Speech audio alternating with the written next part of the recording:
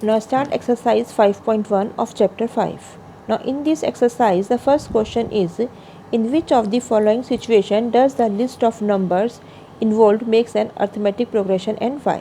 तो हमें बताना है कि जो सिचुएशंस जो हमें दे रखी हैं इसमें अर्थमेटिक प्रोग्रेशन बन रहा है, अगर बन रहा है तो क्यों। तो फर्स्ट पार्ट में हमें है the taxi fare after each kilometre when the fair is ₹15। अगर 1 किलोमीटर के लिए फेयर क्या है 15 रुपीज़ स्टार्टिंग में, and for the first kilometre and ₹8 for each additional kilometre, और जैसे जैसे हम और किलोमीटर चलते रहेंगे तो 8 रुपये बढ़ता रहेगा। तो now in this solution for first kilometre the fair is ₹15 and for 2 kilometre the fair is ₹15 + 8 means ₹23। For 3 kilometre the fair is 23 में हमने और 8 ऐड कर दिए, ₹31 आ गया।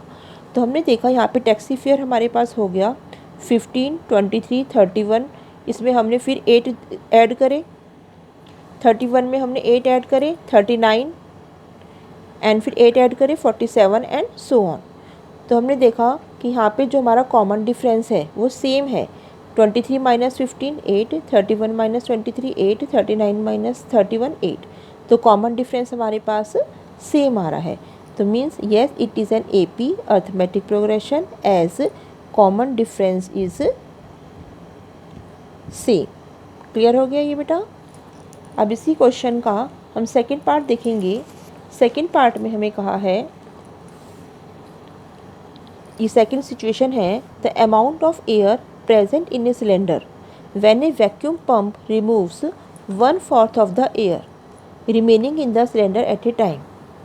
कि जो सिलेंडर में एयर प्रेजेंट है हमें उसकी AP बनानी है, और हम वैक्यूम पंप से एयर में सिलेंडर में से 1/4 ऑफ द एयर रिमूव कर रहे हैं। क्लियर। तो स्टार्टिंग में हमने क्या मान लिया कि वो हमारे सिलेंडर में जो एयर है उसका वॉल्यूम क्या है, let the amount of air be V। हमने स्टार्टिंग में वॉल्यूम मान लिया इसका V है। अब अगर हम इसे 1/4 ऑफ द एयर रिमूव कर रहे हैं तो फर्स्ट केस में हमारे पास वॉल्यूम हो गया यहाँ पे V। सेकंड केस के लिए हमने 1/4 इसमें से एयर रिमूव कर दी, तो हमारी जो सेकंड टर्म है वो क्या बनेगी, V - 1/4V। क्योंकि जो टोटल वॉल्यूम है हमने इसका 1/4 पार्ट रिमूव करना है, 1/4 पार्ट रिमूव कर लिया तो रिमेनिंग एयर कितनी बची, V - 1/V। इसको हम सॉल्व करेंगे तो 4 is the LCM, 4V - V means 3V/4। तो हमारे पास A2 आ गया 3/4V। क्लियर हो गया। अब थर्ड में पार्ट के लिए, थर्ड टर्म के लिए हमने जो सेकंड टर्म है इसका 1/4 पार्ट रिमूव करा है। मीन्स हमने कितना पार्ट रिमूव करा इसका 1/4, तो 3V/16 हो गया, 3V/16 हो गया। अब इतना हमने रिमूव करा है, और किस में से रिमूव करा है, इसमें से। जब हम इसको सिंप्लीफाई करेंगे देन वी विल गेट 14, 4 4 जा 16, 4 3 जा 12V - 3V मीन्स 9V/16। तो ये हमारी थर्ड टर्म हो गई। तो हमारे पास जो सीक्वेंस आई वो आई, फर्स्ट टर्म हमारे पास है V, सेकंड टर्म है 3/4V, और थर्ड टर्म हमारे पास है 9/16V। आगे की टर्म्स हम बाद में देखते हैं, अब पहले हम इनका कॉमन डिफरेंस देखते हैं। तो हमने जब कॉमन डिफरेंस देखा A2 - A1, हमारे पास ये क्या आया 3/4V - V। 4 is the LCM, 3V - 4V, तो हमारे पास ये कितना हो गया -1/4V। क्लियर। अब हमने आगे की टर्म में देखा A3 - A2 करा, ये हमारे पास कितना आया 9/16V - 3/4V। इसको जब हम सिंप्लीफाई करेंगे तो ये आ गया 9V - 12V - 3/16V। तो हम देख रहे हैं common difference is not same. पहले केस में कॉमन डिफरेंस आया -1/4V, सेकेंड केस में आया -3/16V। तो दोनों केसेस में कॉमन डिफरेंस डिफरेंट है, means common difference is not same, hence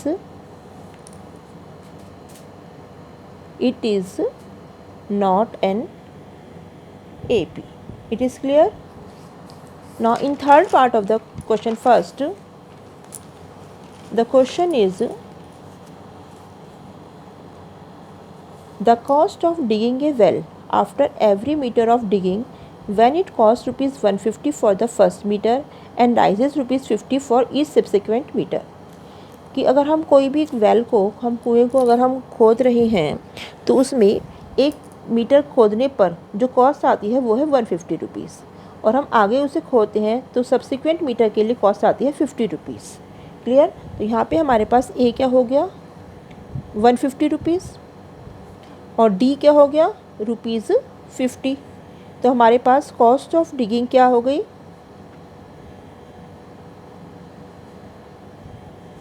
150, 50 rupees इसमें और ऐड करें 200, 250, 300 एंड सो ऑन।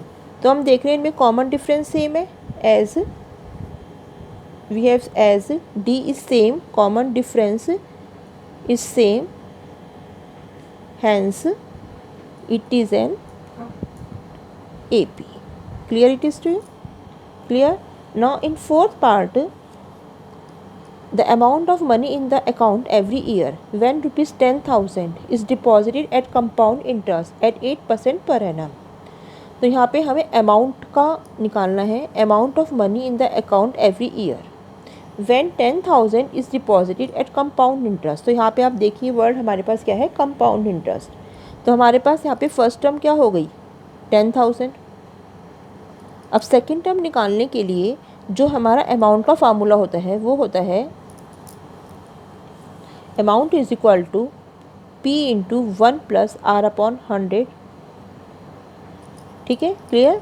तो हमारे पास फर्स्ट केस में P क्या है यहाँ पे 10,000 और 1 प्लस R क्या है 8 अपॉन 100 आफ्टर 1 ईयर।